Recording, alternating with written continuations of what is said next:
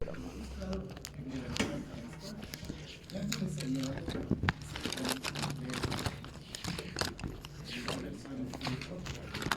bajar un poco. Ya está, en mi estuche. Por favor.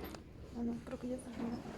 Entonces, el día de mañana conmigo nos vamos a ver probablemente a las 10 de la mañana para su clase de nebulización. ¿Ya?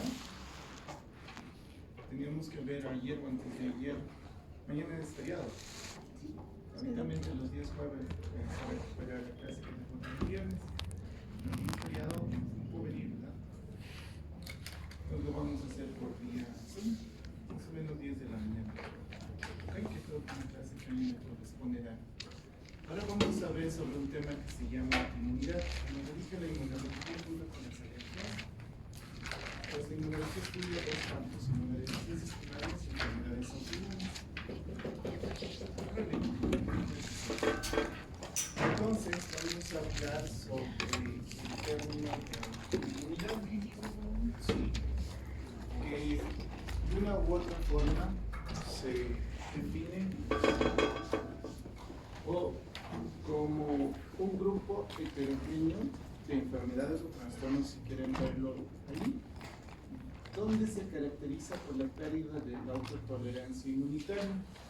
Por eso les comentaba hace rato si ustedes ya han llevado con la doctora la tolerancia inmunológica o la selección positiva y negativa que se tiene del sistema inmunológico, tanto como el intestino como la médula ósea. ¿Sí? Que conduce a ataques o respuestas inmunes aberrantes a tejidos internos del hueso. ¿Qué significa eso? Habitualmente, si digamos tu compañero, ¿qué tienes? Jorge se hace una herida.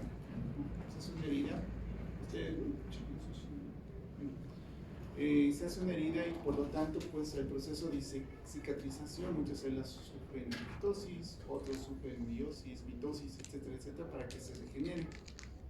Esas células, como se están regenerando, de una u otra forma el sistema inmunológico también los va censando, los va reconociendo, ¿sí? Entonces, en algún momento esa tolerancia o ese reconocimiento lo tolera a sí mismo, o sea, mis propios antígenos yo lo tolero, mi sistema no lo reconoce y lo tolera, no pasa nada. En algún momento se pierde esto. Entonces, ¿qué significa en simples palabras autoinmunidad? Es cuando el sistema inmunológico reconoce antígenos propios, pero como extraños, y producen alguna lesión. Cuando ya produce lesión, se denomina enfermedad autoinmune. ¿Sí?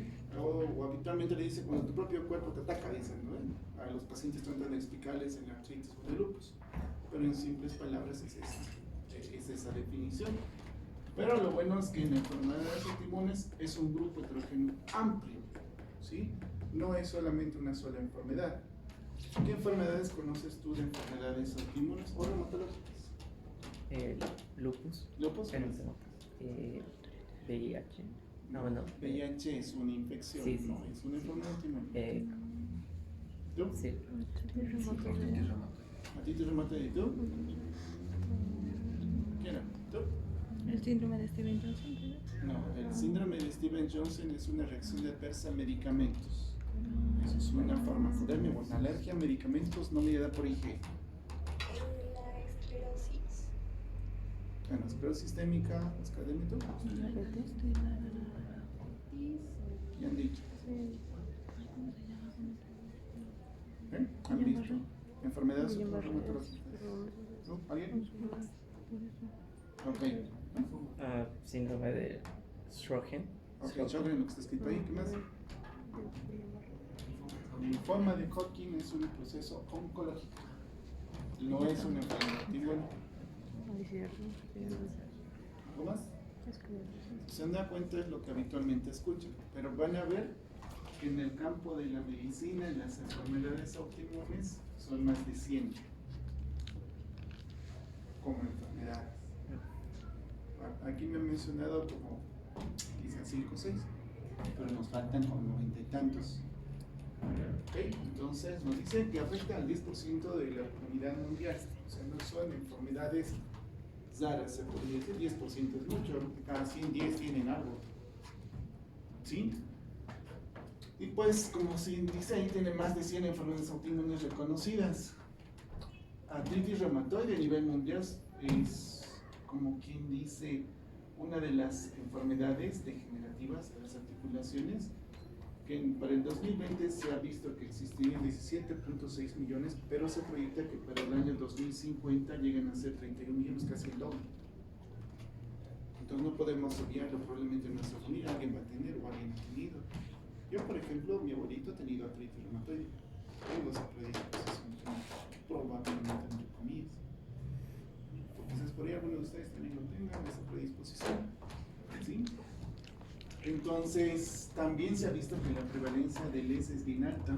Actualmente en el mundo existen 3.41 millones de personas que padecen de lupus eritematoso sistémico. Ahorita mismo en el hospital tenemos una niña con lupus, otra que se está yendo con acta y otra que probablemente sea lupus, que estén quemados, que se va a abordar. Entonces no voy a pensar que son patologías no frecuentes, son frecuentes. ¿Ya?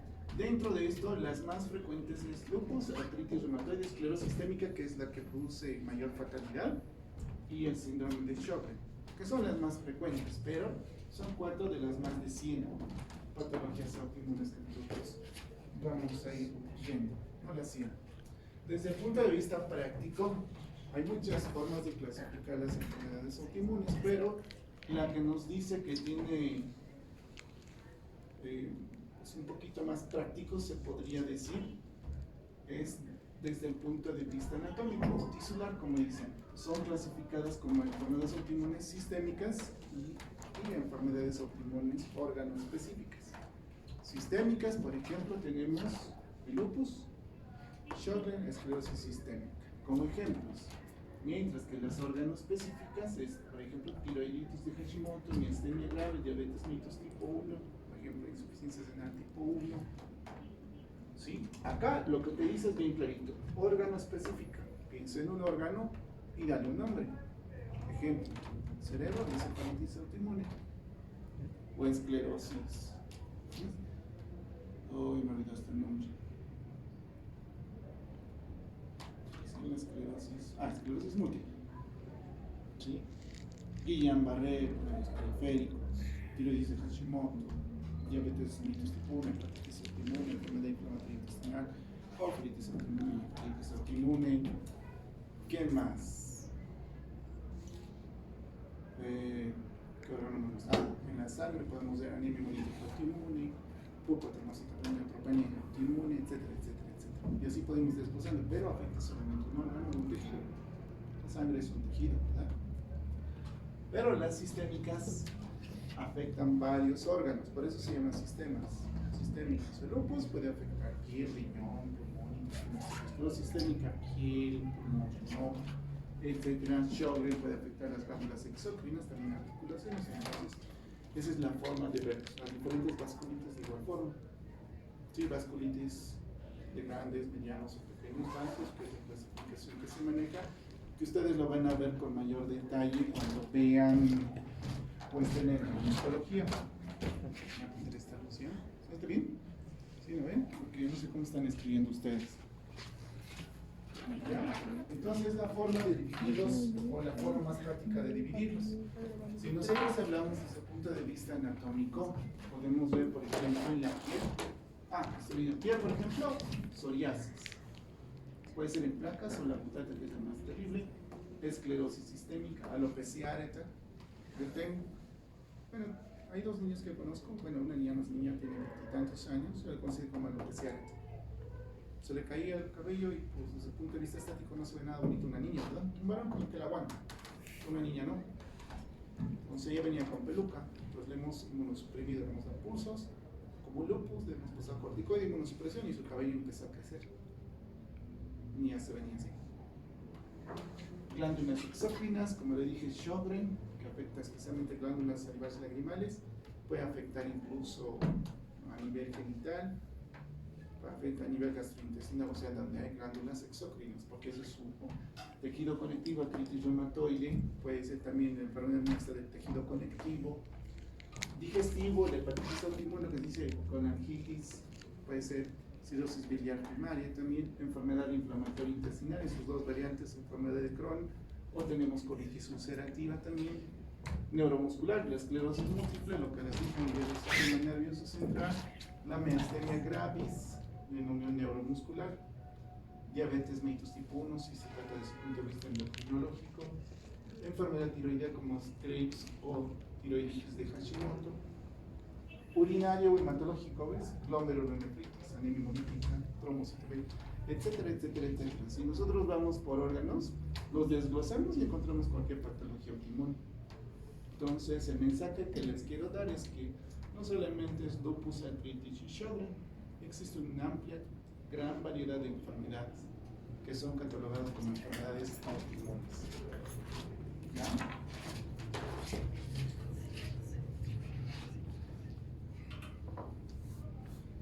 Ahora, ustedes ya han visto esto en su clase teórica con la doctora, yo solamente les voy a hacer un recordatorio. Ustedes saben que existen órganos inmunes, células inmunes y moléculas desde el punto de vista inmunológico, ¿sí?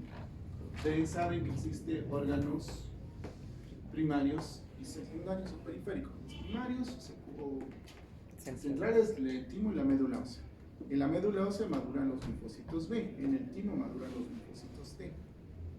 Y en la periferia pues tenemos órganos como los ganglios linfáticos, el vaso o el sistema MALT, donde se van a, si valga el término, almacenar las células inmunológicas, y conocemos los diversos tipos de células del sistema inmune innato y adaptativo.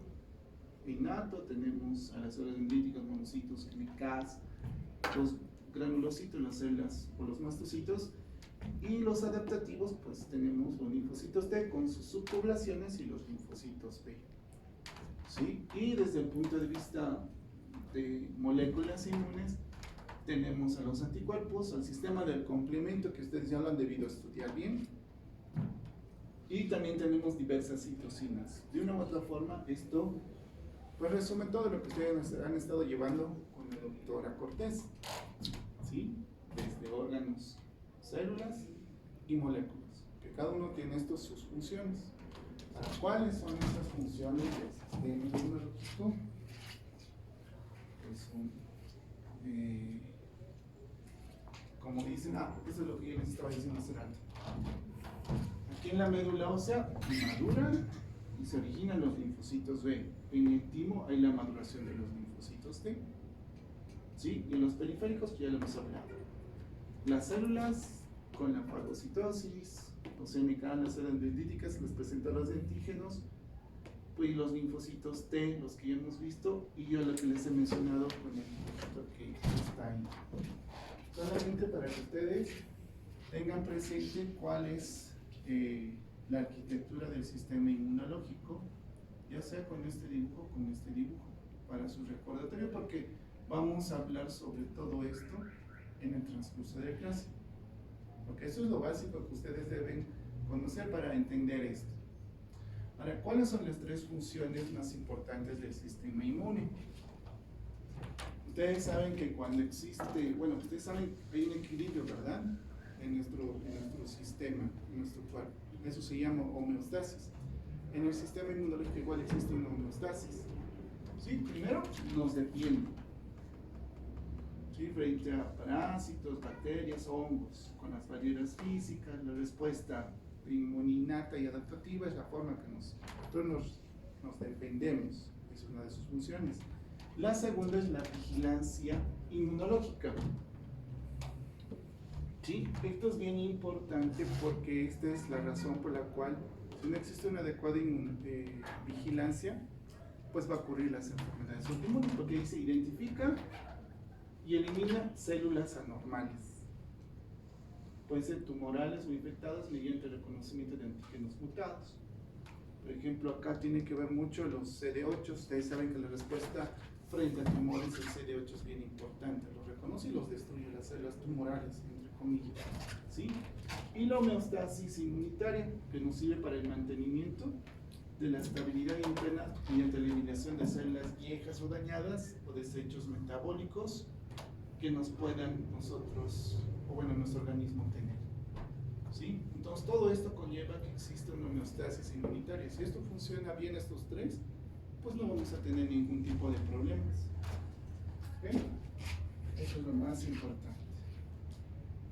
Entonces, vamos a hablar sobre la tolerancia inmunológica, que eso es lo que de una u otra forma ustedes ya han visto con la doctora Cortés, donde nos dice que habitualmente nosotros, cuando tenemos los linfocitos T, tomemos el ejemplo de linfocito T que es más común, se produce en la médula ósea y van a modular al timo, ¿verdad? Tenemos ahí una corteza y una médula.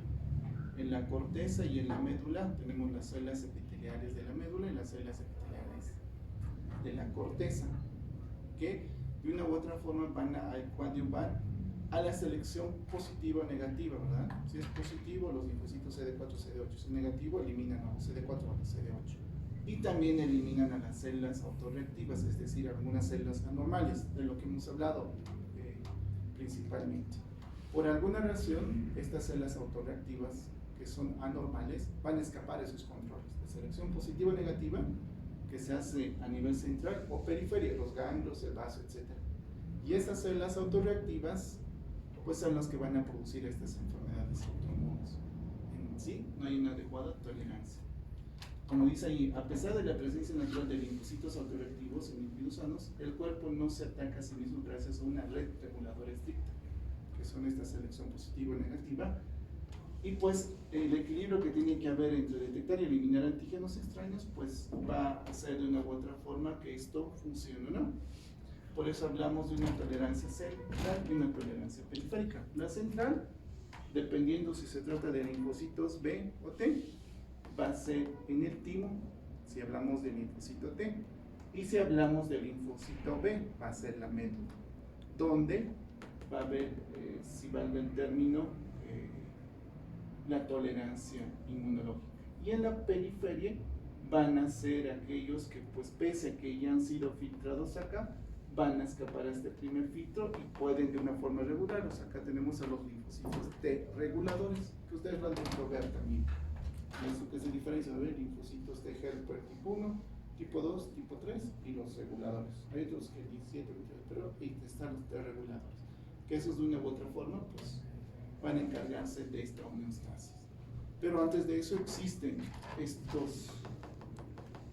principal filtro, si van a término, que si escapa a este filtro, los linfocitos T autorreactivos o anormales, pues se va a producir enfermedades autoinmunes, siempre y cuando se utiliza una droga. Ahora, ¿cómo ocurre lo que les decía? Tenemos, por ejemplo, acá en el timo, si tomamos los linfocitos T, el paso 1 y el paso 2. El paso 1 se produce en la corteza, en la corteza de células epiteliales del timo, donde si no hay interacción con las células van a sufrir apoptosis las células anormales autorreactivas, en simples palabras. Luego, estas van a migrar hacia la médula ósea y pues van a empezar algunos a producir apoptosis. Se van a diferenciar en células T reguladoras y pues van a aquellos linfocitos T que van a de una u otra sobrevivir, que van a ser tanto linfocitos T y CD4 como CD8. Entonces, sufren de lesiones, ya sea en la médula o en la corteza, aquellas que son malas, como acá tenemos, pero las T reguladoras salen tranquilamente y pues los linfocitos CD4 salen tranquilamente. Pero a veces este primer filtro o este segundo filtro escapan a células T autorreactivas y esas pueden producir daño posteriormente. ¿Sí?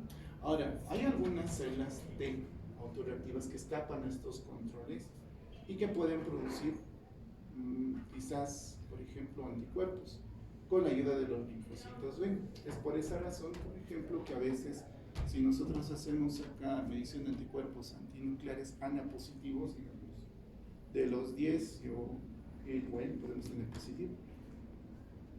Pero si no tengo síntomas, probablemente sean esos linfocitos autorreactivos, que si de aquí a unos 2 o 3 años nos hacemos una prueba, pero cuando tengamos negativos, entonces esos linfocitos regulados pero han sido los responsables de que estos desaparezcan. Como digo, hay un sistema de regulación periférica y otro central. La periférica siempre van a ser los linfocitos T reguladores. ¿Sí? Y lo mismo pasa con los linfocitos B en la médula ósea. Ojo, vuelvo a recalcarles Alguna vez te dicen, ¿dónde maduran los linfocitos B? En el vaso. Pero es en la medulosa, no es en el vaso. Timo dice, Timo, T. Vaso B. Pero es vaso, o el linfocito B con barro, que significa médula, ¿no? Entonces, es eso. Okay, pues casi lo mismo ocurre con los linfocitos B, que pueden escapar a la periferia y ser linfocitos T autorreactivos, que son los malos, o linfocitos B autorreactivos. ¿Sí? Ahora, en el contexto de la periferia y la tolerancia, hemos visto primero central. En la periferia hemos dicho que casi el actor principal siempre van a ser los linfocitos T reguladores, pero existen otros componentes, por ejemplo, la energía, la eliminación o apoptosis que pueden sufrir, y los linfocitos T reguladores, que son las formas de cómo controlan a estos linfocitos T o B autorreactivos. ¿Sí? Estos son los tres mecanismos periféricos. El central ya hemos visto. ¿Sí? Si alguno de estos escapa, estos linfocitos T autorreactivos, pues se produce la enfermedad. ¿Sí? Bueno, no les voy a preguntar yo esas cositas que están chiquitas de pastas ligándose de 40 tablas, no me interesa, pero que ustedes sepan que estos son los tres mecanismos por los cuales pueden, de una u otra forma, adquirir tolerancia periférica en nuestro organismo mediante el mecanismo de energía, eliminación o apoptosis, o mediante el mecanismo de linfocitos T reguladores. Yo estoy bien servido. ¿Qué es lo que hacen estos linfocitos T reguladores? Que les dije que es el más importante a nivel periférico. Pues puede de una u otra forma eliminar las células, ya sea mediante la ayuda de diferentes estímulos a nivel del CD25 o al nivel del CTL4, por ejemplo, que es un receptor o coestimulador para la apoptosis celular, o mediante una red de citocinas que de una u otra forma van a estimular diversas células o citoquinas que van a destruir estas células T autorreactivas, o tratan de destruirlo o hacer un control. ¿Sí? Esto es lo más importante. Red de citocinas inhibitorias, NIB, modulación de las células presentadoras de antígenos, que son otra de sus funciones, y el contacto celular que tienen con diversas células para que luego, pues como quien dice, los tocan, y luego activan el sistema de apoptosis y se mueren. Es algo así. ¿Ok? En simples palabras. No me voy a meter muy molecularmente, pero más o menos eso es lo que pasa. ¿Sí? Entonces, ya conociendo esto de que hay una pérdida de esa tolerancia, ya sea central o periférica, de las enfermedades autoinmunes, que escapan estos mecanismos reguladores, tanto linfocitos T y B autorreactivos que luego producen enfermedades, pues tenemos que ver que no solamente es esta ruptura de la tolerancia lo que va a hacer que yo tenga alguna enfermedad autoinmune. Existen otros factores, y estos otros factores son la susceptibilidad genética y factores ambientales más la pérdida de tolerancia equivale a enfermedades autoinmunes. ¿Sí? ¿A qué se refiere? Por ejemplo, si yo tengo alteraciones de los genes HLA o no HLA, o alteración de los genes monogénicos, a ver, me detengo aquí para explicarles, ¿para que me entiendan? Ok. Cuando nosotros hablamos de susceptibilidad genética, podemos hablar que puede alterar un solo gen que puede predisponer a una enfermedad autoinmune. Por ejemplo, el gen aire, que de una u otra forma puede alterar la vía del complemento y que puedan desarrollar, por ejemplo, enfermedades como el lupus monogénicos, porque solamente se altera un gen. O podemos hablar de los HLAs, ¿sí? Por ejemplo, el HLA-DRA4 me hace susceptible a tener artritis reumatoide. O sea, aquí yo les digo toditos este gen y probablemente me salgan 3 positivos, o que tengan ese gen no significa que tengan la enfermedad, solamente es la predisposición. ¿Sí? Pero si tengo artritis reumatoide y luego me hago esto, digo, pues era la predisposición genética sumado a otros factores. O los genes no HLA, que son con varias agrupaciones, o losis, que se llama dentro del genoma. Por ejemplo, esta PTPN22, que es bien clásico, que puede de una u otra forma, si se altera, puede afectar artritis reumatoide, lupus y también diabetes mellitus tipo 1 en una sola persona. ¿Sí? Entonces, a eso se llama susceptibilidad genética. Puede ser monogénico, puede ser asociados al HLA o no asociados al HLA. Esas son las tres vías o tres variantes, si valga el término, desde el punto de vista genético. Factores ambientales. Factores ambientales hay muchos, desde los rayos ultravioleta, que pueden alterar el DNA de las células, por ejemplo en el lupus inducida, o lupus, dicen, no tienes que cubrir de los rayos solares porque pueden activar el lupus. Deficiencia de vitamina D. Por ejemplo, se ha visto que en países donde no hay muchos rayos solares, que son, si van a tener lejos de la línea del Ecuador, pues no van a tener muchos rayos ultravioleta y mucho menos vitamina D. Es más frecuente la esclerosis sistémica en comparación a los que vivimos más cerca de la línea del Ecuador, donde la prevalencia o incidencia es baja en comparación a los extremos, ¿sí? O el hecho mismo, por ejemplo, de las infecciones. Las infecciones se asocian muchas veces como gatillantes para enfermedades autoinmunes. El virus de Epstein-Barr, que se ve más que todo con el lupus o estreptococcus, por mimetismo molecular con la fiebre reumática o la glomerulonefritis postestreptocócica, o el tabaquismo, especialmente con la artritis reumatoide, tiene una fuerte asociación, o el estrés crónico, o el polvo de sílica, o medicamentos. Hay una enfermedad que se llama lupus inducida por medicamentos, que cuando nos induce lo quitamos y se soluciona el problema, o el estrés crónico o agudo. Esto es bien importante. Cuando una persona les dice, yo no tenía problemas de mis articulaciones, pero en que se me ha muerto mi mamá, mi abuelita, y después de eso, un mes o dos, empecé a tener dolores articulares, ahora tengo artritis. Puede ser también un detonante, ¿sí? O factores hormonales, especialmente en mujeres. Hay algunas enfermedades autoinmunes, o muchas enfermedades, que es más frecuente en mujeres y en varones. Se ha visto que puede ser un factor hormonal, ¿sí? Todo esto, como resultado, va a haber una alteración de este sistema inmunológico, los linfocitos T autoreactivos o la tolerancia inmune central o periférica va a alterar, y por lo tanto, por último, vamos a tener enfermedades autoinmunes. Sí, es una sumatoria, no es una sola causa. ¿Ya? Entonces, ¿cómo es que se produce las enfermedades autoinmunes? De una u otra forma. Primero, pues vamos a tener células B autorreactivas o mutadas que van a producir anticuerpos, ¿sí? Si hablamos desde el punto de vista, si tenemos linfocitos B autorreactivos. Ejemplo, podemos hablar acá de la tiroiditis de Hashimoto, que va a empezar a producir autoanticuerpos contra la tiroides, ¿sí? Y estos van a producir una red inflamatoria por estas citocinas y van a empezar a producir células, o va a reclutar células destructivas que van a empezar a destruir la tiroides, por ejemplo, y van a producir o van a estimular en muchos casos pues la mayor cantidad de hormonas tiroides, vamos a hipertiroidismo, ¿no? Como la tiroiditis de Hashimoto. Y en algunos casos también podéis hacer otra de producir destrucción, ¿sí?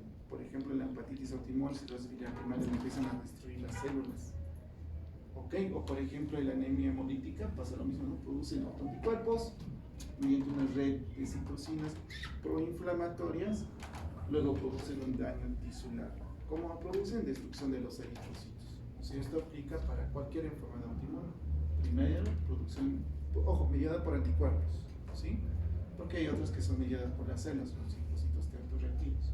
Pero si hablamos de anticuerpos, pues hablamos de células B, tormenta de citocinas y el daño tisular, que son las tres fases que tenemos para destrucción o lesión de algún órgano tejido. Este es el objetivo. ¿Ok? Y de una u otra forma, pues va a haber una amplificación inmunitaria de todo esto en relación al proceso inflamatorio. Por ejemplo, si nosotros tenemos autoanticuerpos que surgen, por ejemplo, del DNA, de la célula del DNA, pues van a empezar a lastimar diversas células, especialmente riñones de lupus. O si van a producir anticuerpos inspirados péptidos, por ejemplo, en la artritis reumatoide. Y estos anticuerpos van a estimular a los macrófagos, las células dendríticas, y van a amplificar en una segunda fase toda la inmunidad adaptativa, estimulando más el proceso inflamatorio. Y este proceso inflamatorio va a estimular la producción de anticuerpos, va a estimular las células dendríticas y así va a estar haciendo una y otra vez.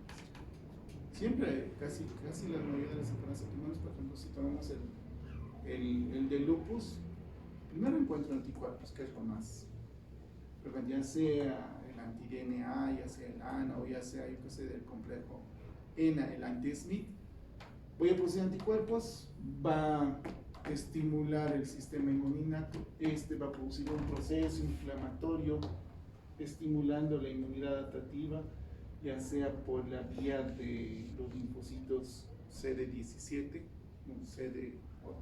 TH17, perdón, que van a producir mayor inflamación en los JAK, el proceso inflamatorio, así. Y este proceso inflamatorio va a producir mayor producción de anticuerpos. Es un círculo vicioso todo el tiempo. Se estimulan solitos, ambos. Primero la producción de anticuerpos, citocinas, anticuerpos, citocinas. Entonces, si yo no controlo la producción, va a seguir el proceso inflamatorio. Por eso les damos inmunosupresión para cortarlo aquí, ya no active esto, ya no busca más inflamación. ¿Sí? Me he dejado de entender acá, ¿verdad?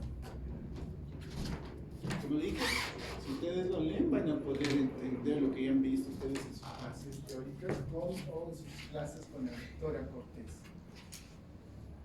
Entonces, ¿cómo es que se produce el daño tisular ya con el proceso inflamatorio? Primero, como lo que hemos visto en hipersensibilidad, tipo, en este caso, tipo 3, con los depósitos inmunocomplejos, ¿verdad? Que van a producirse agregados de antígenos anticuerpos que se acumulan en órganos donde se filtran, pues el riñón, pues la piel, pues la articulación, como en el lupus, por ejemplo, o en las glomerulitis post-streptocócica.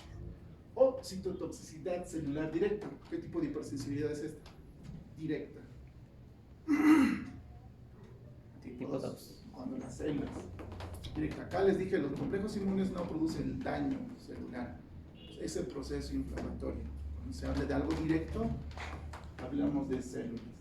Por ejemplo, van a empezar a destruir las células B del páncreas, donde se produce la insulina. Entonces, si yo no tengo células B, o beta, perdón, no me puse insulina y por lo tanto se va a dar diabetes mellitus tipo 1. Es simplemente la aplicación de lo que hemos visto nada más. Sí, pero para que esto se active, por ejemplo, los linfocitos CD8 autorreactivos, lo que les decía, que son malos, y las células NK ejecutan y eliminan células diana, en este caso los linfocitos, las células beta del páncreas, ¿no? Y producen diabetes mellitus tipo 1 porque destruyen. Sí, eso es hipersensibilidad tipo 2. O inflamación crónica y fibrosis. Esto especialmente pues en patologías donde se estimulan después de esto, ¿no? ¿Sí? Es aplicación nada más de lo que hemos visto de hipersensibilidad tipo 2 y tipo 3. Nada más.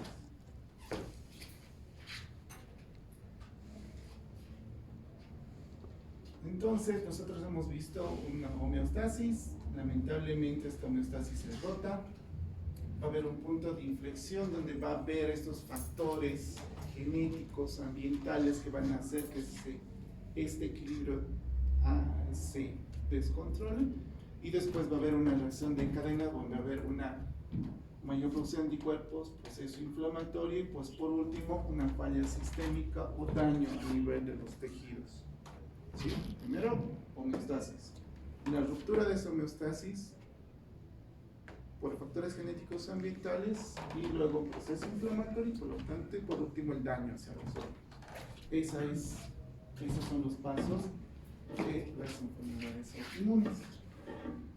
Ahora, una vez que hemos visto el aspecto genético o el entorno, hemos visto que existe una tolerancia central y una periférica, pues de una u otra forma vemos que todo esto nos va a llevar a una enfermedad autoinmune con fallo sistémico u órgano específico, ¿sí?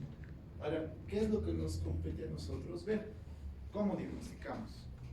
Espero que hasta aquí haya entendido un poquito o entendido macramente cómo es que se producen las enfermedades autoinmunes. Este razonamiento les va a servir cuando ustedes roten reumatología, entienden lupus, artritis, vasculitis, ¿qué más ven? Sjögren, esclerosis sistémica.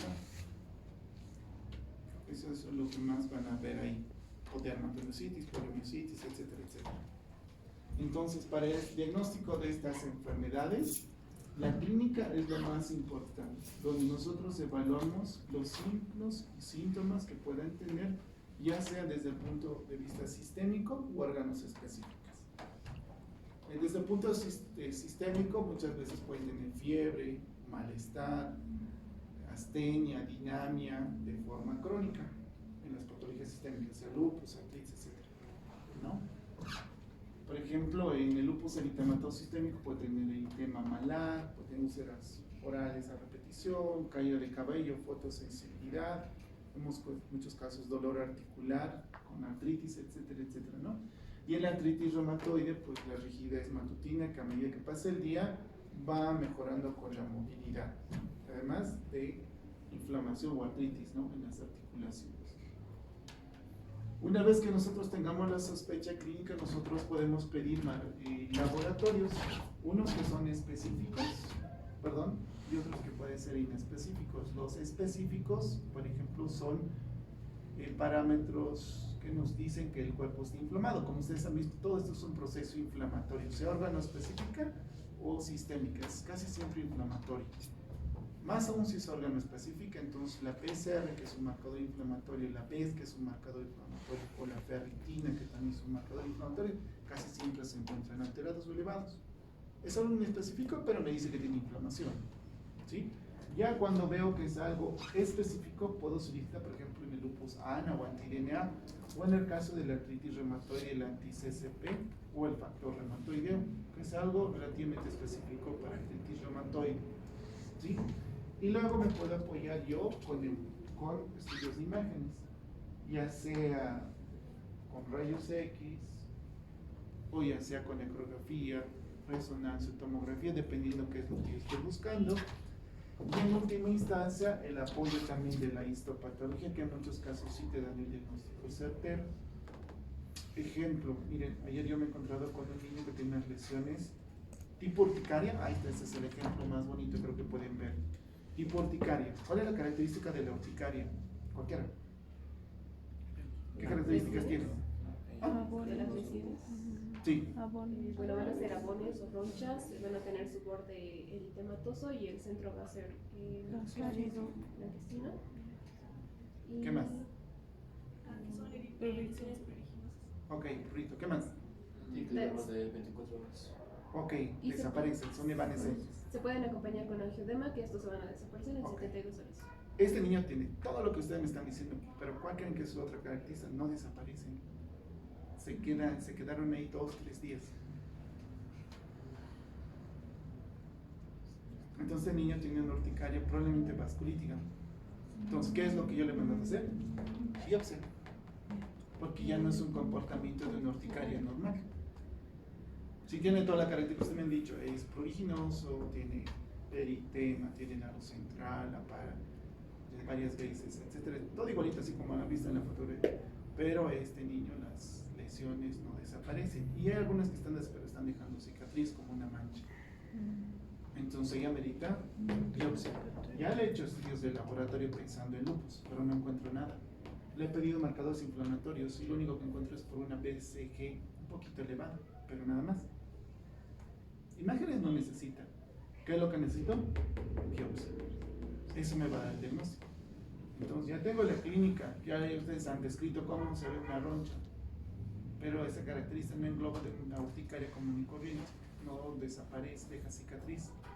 Ya le he pedido a laboratorios, todo normal, excepto marcadores inflamatorios, que la PES, como digo, salió como 34, creo, y la PCR me salió en 2 punto algo, no es muy elevado, pero es único.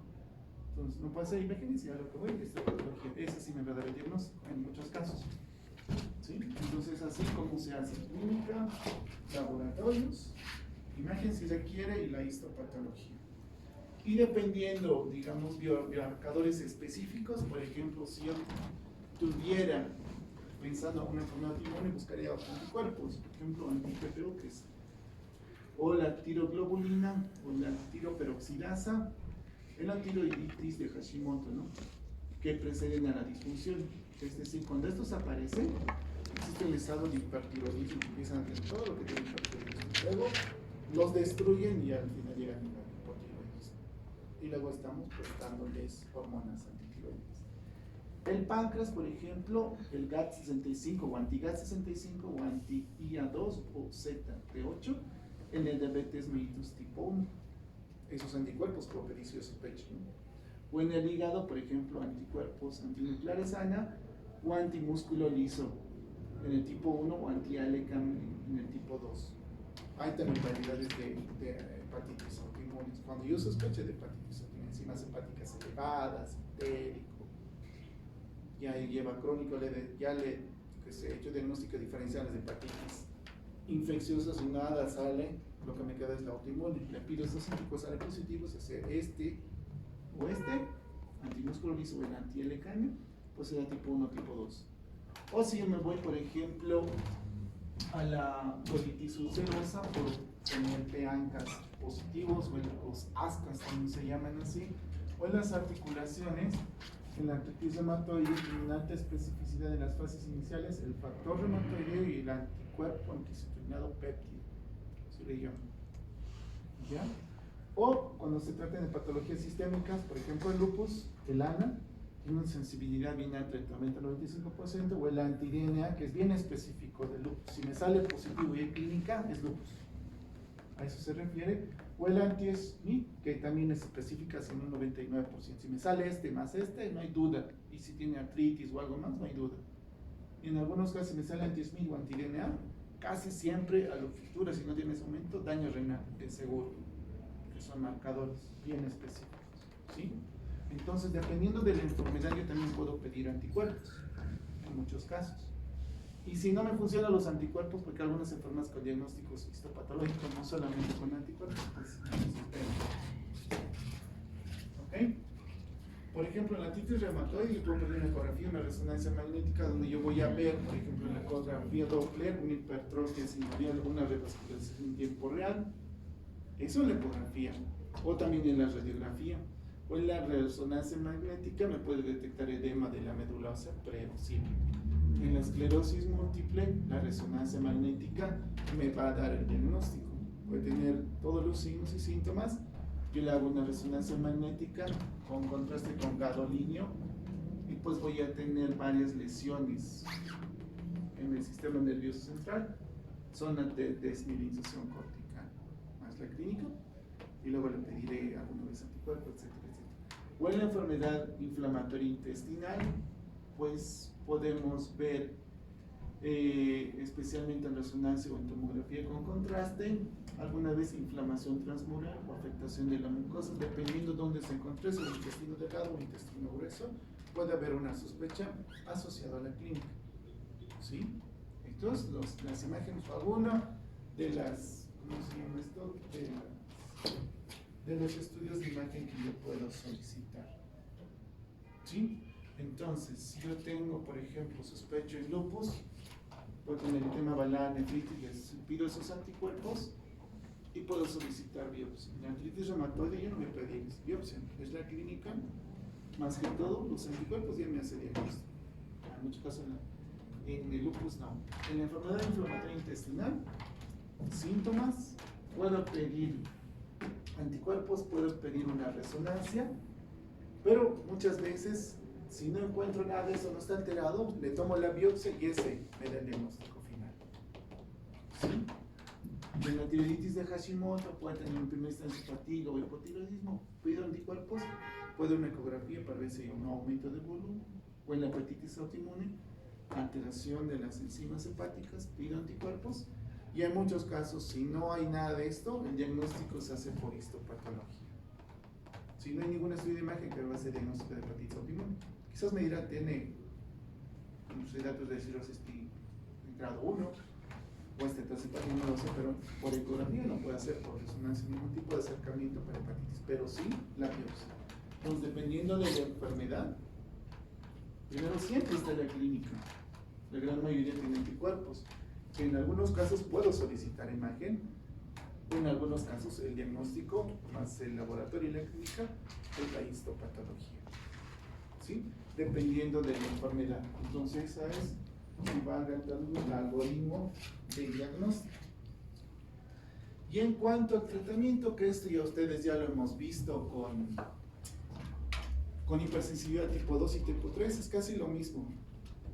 ¿Sí? Les damos antiinflamatorios, pueden ser AINES, glucocorticoides, inmunosupresión, o podemos darle terapia dirigida, lo que les había mencionado, ¿no? Los anticuerpos monoclonales, rituximab, tocilizumab, etanercept, etcétera, etcétera, que bloquean de una u otra forma alguna vía de señalización específica de ese proceso inflamatorio. Hemos visto al final, hay un proceso inflamatorio, cualquiera que sea. Entonces, lo que hacen estos bloqueadores, bloquean algunos de esos lugares y ya no se producen algún proceso inflamatorio. O en algunos casos, esto es lo último que se está viendo, es la terapia dirigida a células, pueden ser los TICARs, o el TICAR, las células T reguladoras, o el trasplante de células madre hematopoyéticas. Es otra alternativa de tratamiento de estas enfermedades autoinmunes, especialmente las sistémicas. ¿Tienen sus indicaciones? Sí, no en todas, pero este es uno de los tratamientos de ingeniería celular que actualmente se anda haciendo a nivel mundial. Probablemente nuestro medio de trasplante, probablemente lo vamos a hacer en algún momento acá en el Hospital Niño. Pero TICARs nos cuesta solamente conseguir hacer las T entrenadas, si valga el término, unos $100,000, solamente las células T. Ya todo el procedimiento puede costar hasta $500,000, hasta $1 millón. ¿Lo vamos a tener? No creo. ¿Sí? Y las células T reguladoras, ustedes saben, y ha debido hablar la doctora Cortés, el año pasado se habló mucho de estas células T reguladoras, que son los más importantes dentro de las enfermedades autoinmunes. Por eso actualmente se está viendo esta terapia. ¿Sí? Acá el objetivo de la terapia o la ingeniería celular es la reconstrucción inmunitaria o eliminación selectiva. ¿Sí? O elimino selectivamente las células malas con los T regulados o los TICARs, o hago una reconstrucción, como por ejemplo el trasplante. Meto las células o los reseteo, en teoría desde cero. En teoría empiezan a producir otras células en teoría normales. Entonces, y aparte de los medicamentos anticuerpos hay la ingeniería celular, los TICARs, los OTCAR, los T reguladores, el trasplante. ¿Sí? Eso es otro tipo de tratamiento. Ojo, les estoy mencionando eso. Bueno, los que están viniendo a la clase, pues lo van a entender. ¿Sí? Aquí simplemente desglosado lo que ya hemos visto anteriormente. Si no me voy a detener los AINES, los glucocorticoides, los ahorradores de los corticoides, como el nitrolenfuramida, ciclofosfamida, micofosfamida, etcétera. No voy a detener en eso. Y la terapia que les dije hace rato, ¿no? De estimulación o bloqueo en muchos casos. El adalimumab, anti-TNF-alfa, sequilumab, interleucina 17. O para agotamiento celular, rituximab o enabilizumab, destruyendo células CD20 o CD19. Luego a nivel intracelular puede ser los anticuerpos monoclonales o a nivel de la membrana. Si se han dado cuenta, muchos de estos o bloquean citocinas o los agotan, destruyen linfocitos B, o en muchos casos están bloqueando algo que estimula al núcleo y luego el proceso inflamatorio. ¿Sí? Es bloquear. Es lo que se llama terapia dirigida biológica. Es bien dirigido a algo. Si yo le doy, por ejemplo, ciclofosfamida o, digamos, corticoide, lo que voy a hacer es apoptosis. Sean las buenas o malas, todos mueren por igual. Pero acá es bien específico, un solo lugar. Y si aquí hablamos de agotamiento celular selectivo, solamente destruyen linfocitos B. Nada más. ¿Ok? Y aquí más de los ejemplos, eso no va a entrar a su examen, así que ni por si acaso estudien. Y lo otro, yo les digo siempre conceptos básicos. Ustedes saben lo básico, les va a ir bien su examen. ¿No saben básico? Les va a ir mal. ¿Sí? Trasplante de células hematopoyéticas, lo que les dije. Y últimamente también se está hablando mucho del microbioma. A todo le echan culpa al microbioma. Todo. En parte creo que tienen razón. Si nosotros nos ponemos a leer o a estudiar esto, tiene que ver mucho con el sistema inmunológico. Los CAR-T o los CAR-T y las pacificadoras, las células T reguladoras, como les dije, que es bien importante porque ellos son el ente que regula la tolerancia periférica, ¿sí? O regulador periférico, intradosis central. Entonces, se ha visto que esos son muy importantes. ¿Ok? Y pues, por último, como dicen, actualmente y en el pasado siempre hablamos de inmunosupresión, de darle ciclosamida, de darle pulsos, etcétera, etcétera. Pero en lo futuro lo que se está viendo es lo que ya hemos visto en la buena terapia celular, sí, o ingeniería celular con las temáticas, los instrumentos reguladores, que eso es a lo que queremos llegar y en algún momento poder eliminar estas enfermedades. Lo malo son sus costos, y para nosotros poco accesible. Muy, pero re lejos estamos de acceder a eso. ¿Sí? Y nada más. Eso sería la clase. No sé si tienen alguna pregunta, consulta. Sé que es un poco cargoso toda esta parte, pero pues espero que les haya quedado bien el mensaje de las patologías autónomas. No me voy a meter a la clínica porque no con la clínica porque van a rotar reumatología. Ahorita van a ver